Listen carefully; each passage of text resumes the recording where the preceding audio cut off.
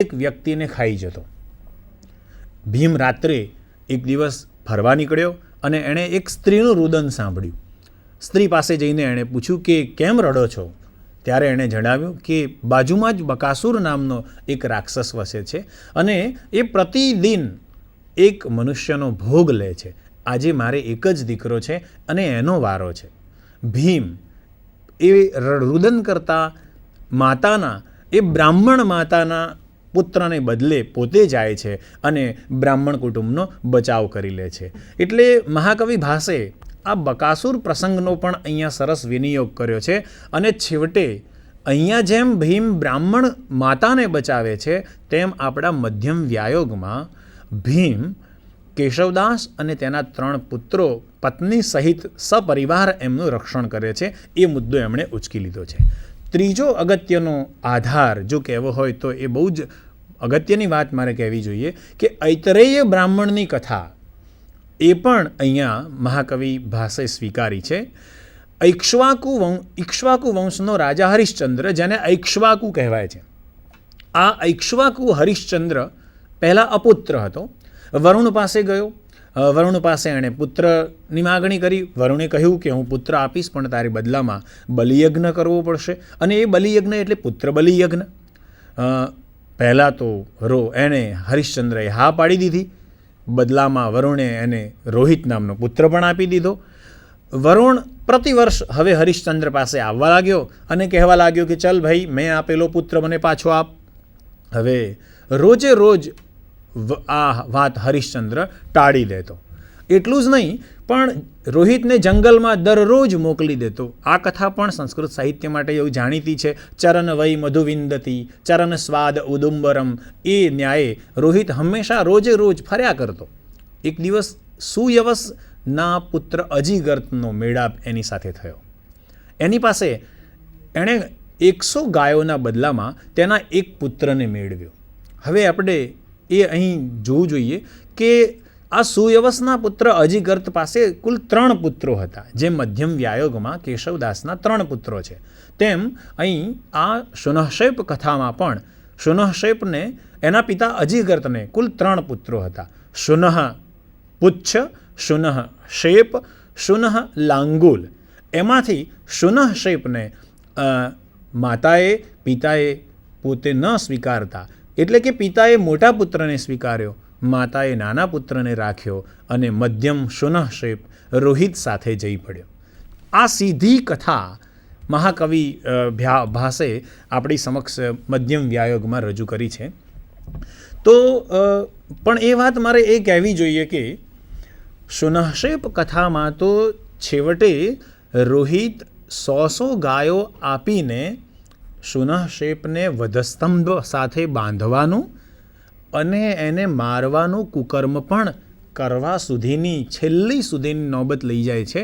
જે સંસ્કૃત સાહિત્ય જગત નહીં પણ આમ સમાજ માટે પણ બહુ જ નિંદનીય પ્રથા હતી તે કાળની.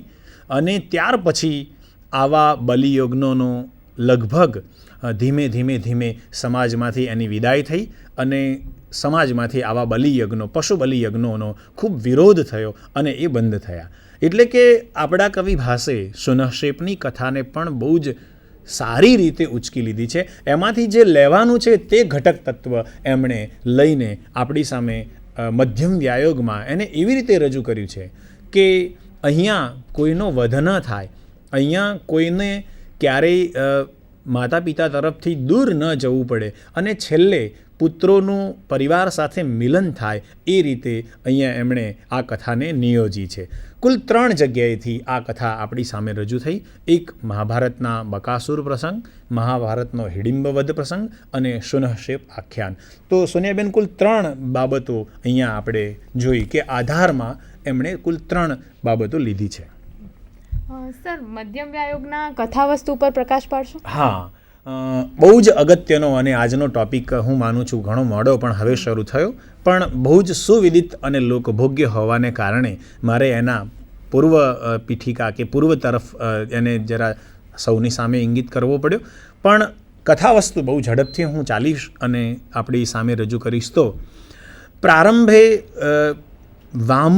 ભગવાન વામને ઉચકેલા 3 પગલાંથી બલિ અને એની પત્ની ખૂબ દુઃખિત થયા એવા નાંદી શ્લોકને આધારે સરસ મજાનો આ નાટકનો એકાંકીનો રૂપકનો પ્રારંભ કવિએ કર્યો છે. એટલે કે ભગવાન વામને બલિએ જ્યારે પોતાની પાસે દક્ષિણા માંગવા કહ્યું ત્યારે પોતાનો પગ એટલો વિસ્તાર્યો કે સ્વર્ગલોક, અંતરિક્ષ અને પૃથ્વી ત્રણેય પગલામાં આખા સમગ્ર બ્રહ્માંડને એમણે માપી લીધું. એમ અહીંયા એવા ભયજનિત વાતાવરણમાં આ નાટક શરૂ કરવાનું છે.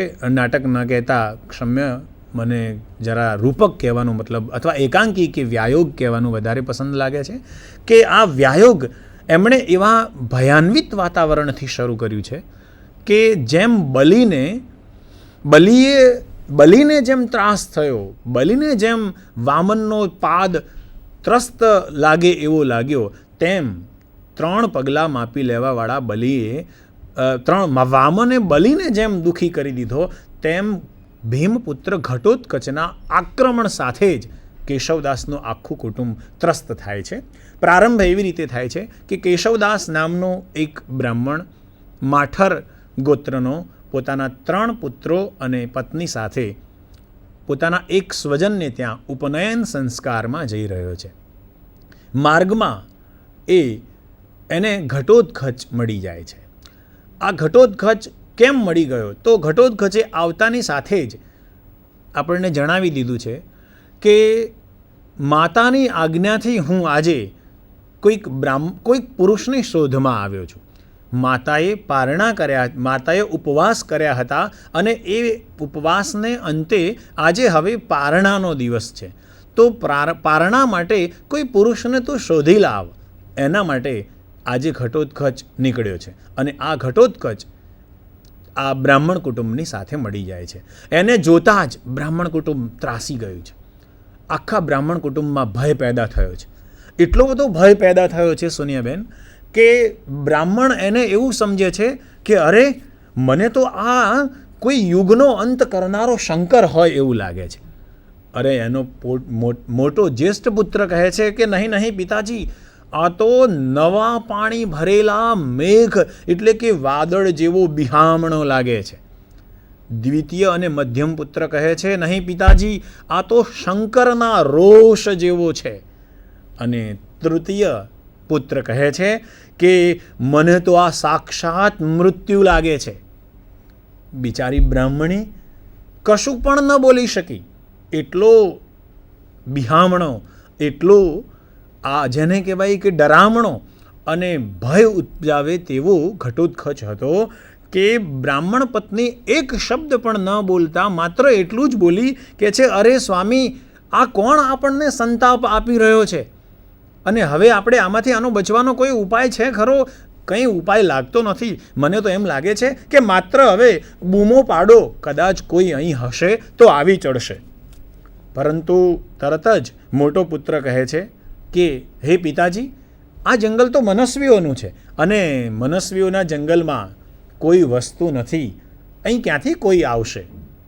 પરંતુ તરત જ બ્રાહ્મણને યાદ આવે છે કે મેં માર્ગમાં કોઈકની પાસેથી સાંભળ્યું હતું કે પાંડવો અજ્ઞાતવાસ ગાળવા માટે અહીં ક્યાંક આસપાસ રોકાયા છે અને માટે ચોક્કસ આપણે કોઈકને બોલાવીએ, કોઈકને બૂમ પાડીએ, પાંડવો કંઈક આટલામાં આજુબાજુ હશે, આસપાસ હશે તો આવી જશે.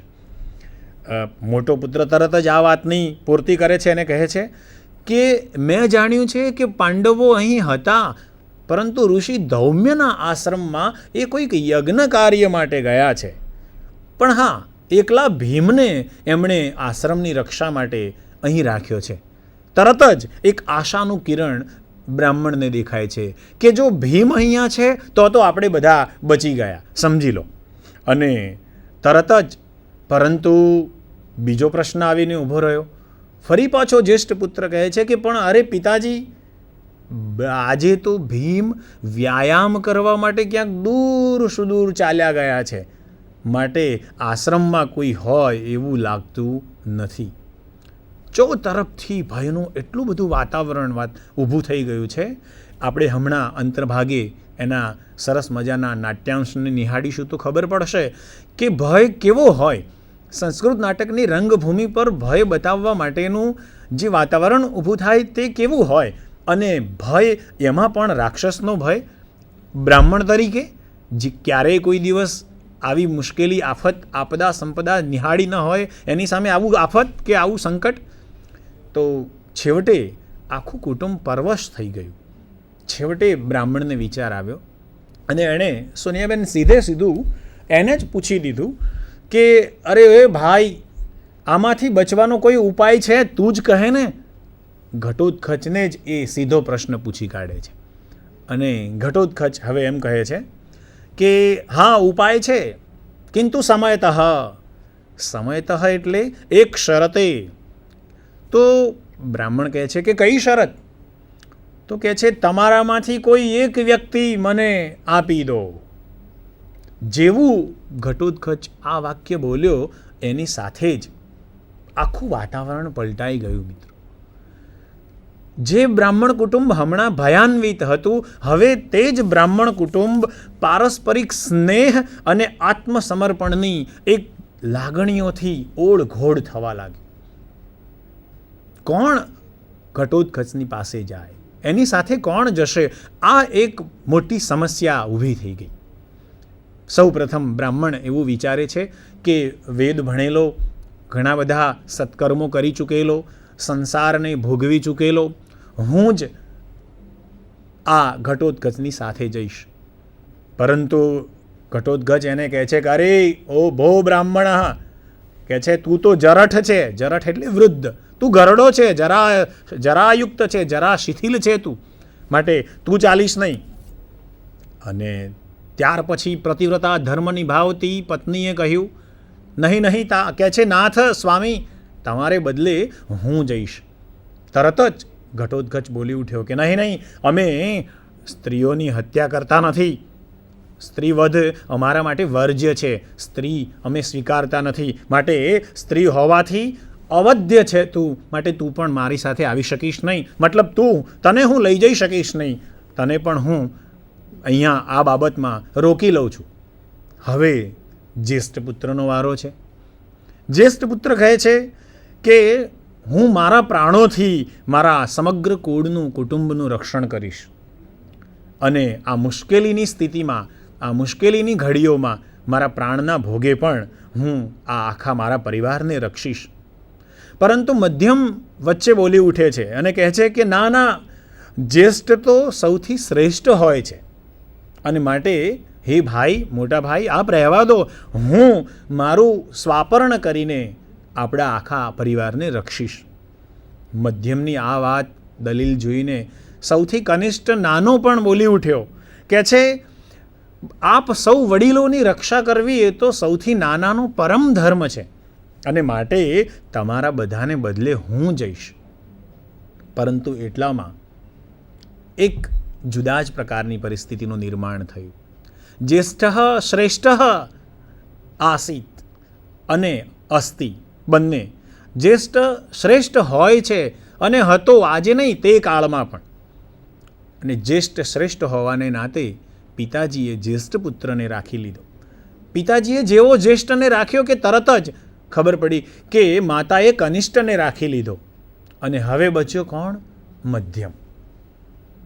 મધ્યમને પકડીને હવે ભીમપુત્ર ઘટોત્કચ ચાલવા માંડવાનો છે. એણે કીધું કે, અને બિચારો મધ્યમ પણ કશું ના બોલતા છેલ્લે માત્ર એટલું જ બોલી ગયો કે છે હવે હું કોને પ્રિય છું? ત્યારે ભીમ કહે છે તું મને પ્રિય છે, ચલ મારી સાથે. ભીમ એને ઘટોત્કચ એને હાથમાં પકડીને ચાલવા લાગે છે. આખું કુટુંબ ત્રસ્ત થઈ ગયું છે. બંને પુત્રોને પોતાની પાસે રાખી લેવા છતાં મધ્યમની આવી અવદશા જોઈને ચારે જણા વિહવળ થયા છે.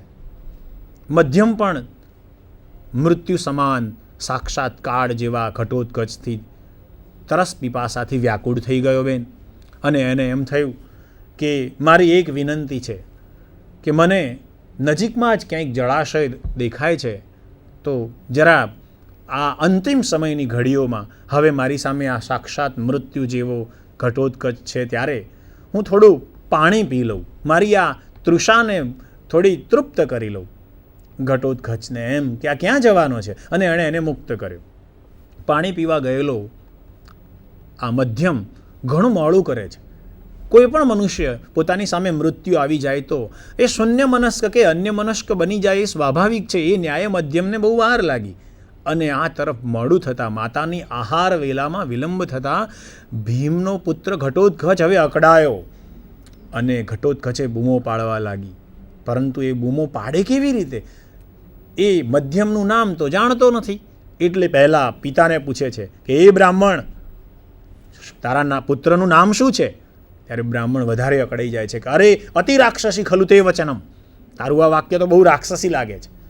હવે એ એના પુત્રને પૂછે છે, કે છે અરે ભાઈ, અરે હે બ્રાહ્મણ કુમાર, તારા ભાઈનું નામ શું છે? અને ભયાન્વિત એવો બ્રાહ્મણ કુમાર બોલી ગયો, તપસ્વી મધ્યમ.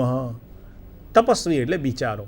અને આ મધ્યમ શબ્દ ઘટોત્કચે પકડી પાડ્યો, મોટેથી બૂમો પાડવા લાગ્યો, બહુ મધ્યમ, બહુ મધ્યમ, બહુ મધ્યમ. અને બન્યું એવું કે બીજી તરફ વ્યાયામ માટે નીકળેલો પાંડવ મધ્ય ભીમ પણ આપણી સામે હતો.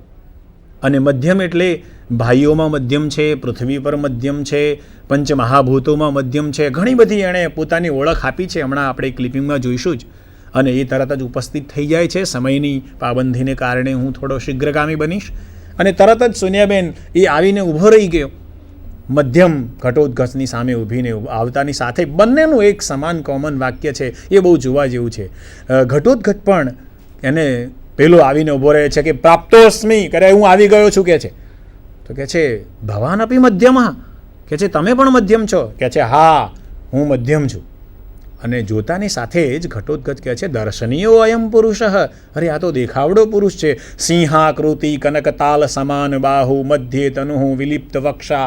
બહુ સુંદર મજાના શ્લોકોનું વર્ણન ભાષે કર્યું છે. બંને એકબીજાની પ્રશંસા કરે છે, અને છેવટે મુખ્ય વાત પર આવી જાય છે. એટલામાં બંનેની ઓળખને કારણે કેશવદાસને ખબર પડી જાય છે કે આ પાંડવ મધ્યમ ભીમ છે. અને એ આજીજી કરતાં ભીમને વિનંતી કરે છે કે આણે અમારા આ પુત્રને પકડ્યો છે, તમે અમારું રક્ષણ કરો. ભીમ એને બદલે જવાની તૈયારી બતાવે છે. ઘટોત્કચ પણ હવે એવું વિચારે છે કે કંઈ વાંધો નહીં, અક્ષત્રિય છે એટલે આમ વાત કરે છે, ચલો એને લઈ જઈશ. માતાની આહારનો સમય વીતતો જાય છે. હવે બંને જણા ચાલે છે, પરંતુ ભીમ કહે છે કે તારામાં તાકાત હોય તો લઈ જા સ્વયં. હવે બંને વચ્ચે થાય છે યુદ્ધ.